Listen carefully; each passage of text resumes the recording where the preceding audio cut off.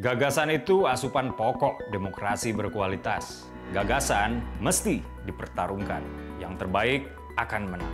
Semakin banyak politik gagasan mengisi panggung, politik identitas tak punya tempat bernaung. Simak Gagasan UKI. Assalamualaikum warahmatullahi wabarakatuh. Salam sejahtera untuk kita semua.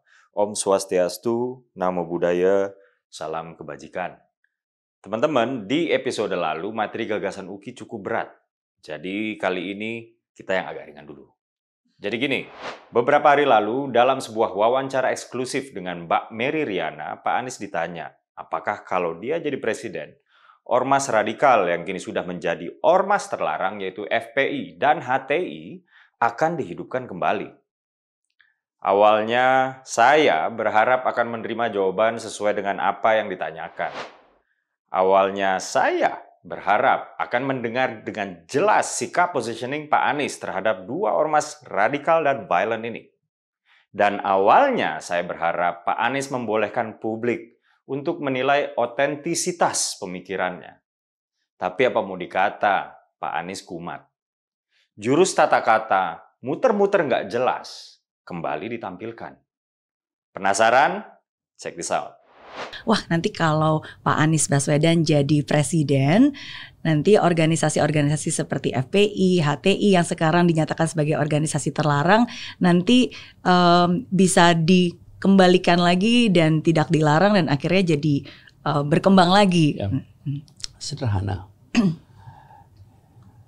The best predictor of future pattern is your past pattern.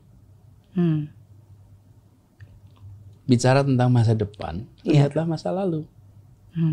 Lihatlah masa lalu. Okay. Jadi ketika kemudian kita memberikan asumsi, lagi-lagi asumsi ya. Yeah. Asumsi. Asumsi itu diulang-ulang seakan itu kenyataan. Asumsi apapun lah. Asumsi apapun. Jadi kalau ini Bu Mary pakai baju merah, ya. Tapi kita semua bilang biru, apa yang terjadi? Saya jadi bingung. Biru. Iya, kan. Bu Mary sudah bingung, ini biru merah gitu. Semua orang bilangnya biru gitu. Iya. Jadi sesuatu yang itu yang saya alami. Jadi bayangkan, ini secangkir air putih. Iya. Secangkir air putih nih.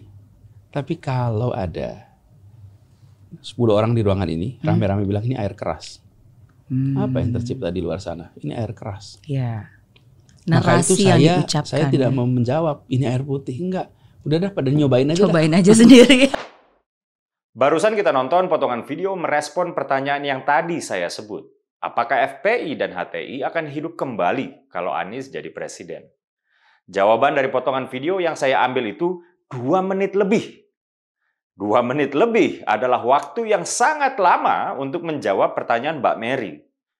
Lagi-lagi, bukan Anies namanya kalau nggak jago muter-muter, sampai akhirnya orang nggak ngeh kalau esensi pertanyaannya nggak terjawab. Dan dengan kemampuan tata kata yang tinggi, bukan cuma orang nggak ngeh kalau pertanyaannya nggak terjawab, tapi mereka juga tersihir, seolah wow keren ya jawabannya. Tapi itulah Anies Baswedan. Waktu ngomong soal Jakpreneur, beliau juga bilang, alhamdulillah, target bukan cuma tercapai, tapi terlampaui. Padahal di tengah jalan, targetnya diotak-atik. Program yang dalam dokumen teknokratik bernama Pengembangan Kewirausahaan Terpadu atau PKT atau Jakpreneur ini awalnya memiliki target yang dihitung berdasarkan jumlah wirausahawan yang melewati 7 langkah pasti sukses atau 7P ya. Ada pendaftaran, pelatihan, pendampingan, perizinan, pemasaran, pelaporan keuangan, dan permodalan. Yaitu sebanyak 361.518 orang. Kembali lagi, Anies pada Oktober 2021 klaim bahwa janji kampanye OKOC atau yang sekarang disebut Jakpreneur ini kini telah ia tunaikan, bahkan terlampaui. Ternyata Anies mengubah definisi target dari jumlah wirausahawan cetakan Jakpreneur menjadi jumlah pendaftar Jakpreneur. Dari wirausahawan yang telah melewati 7 tahapan menjadi jumlah orang yang mendaftar ke tahap 1. Jumlahnya pun disunat dari 300 ribuan, seperti yang saya bilang tadi, menjadi 200 ribuan. Meski telah diklaim ada 286.000 something-something pendaftar, data resmi mencatat baru 152.302 atau 53% dari UMKM binaan Jakpreneur yang telah diberikan izin usaha atau tahap 4 dari 7P. Sementara realisasi ke akses permodalan itu lebih rendah lagi. Cuma 5 ribuan usaha atau kurang dari 2% pendaftar. Padahal salah satu permasalahan utama UMKM adalah akses kepada permodalan. Ini sih tipu-tipu aja namanya. Itu dia soal rekam jejak Anies dengan kemampuan tata kata. Dan menurut saya, manipulasi data juga. Jadi tata kata dengan manipulasi data. Kembali soal Anies, HTI, dan FPI. Kita sama-sama tahu track record Pak Anies. Pak Anies memang memiliki kedekatan substansial dengan ormas-ormas terlarang tersebut. Sebuah studi yang ditulis oleh Elis Nugraha Septiana, Rido Alhamdi, dan Adibah Divani Gusmi yang berjudul Aksi 212 dan Kemenangan Anies Sandi pada pemilihan Gubernur Jakarta 2017 menunjukkan bahwa Aksi 212 yang dipelopori oleh FPI memiliki peran besar dalam memenangkan pasangan Anies Sandi pada Pilgub DKI Jakarta 2017 lalu.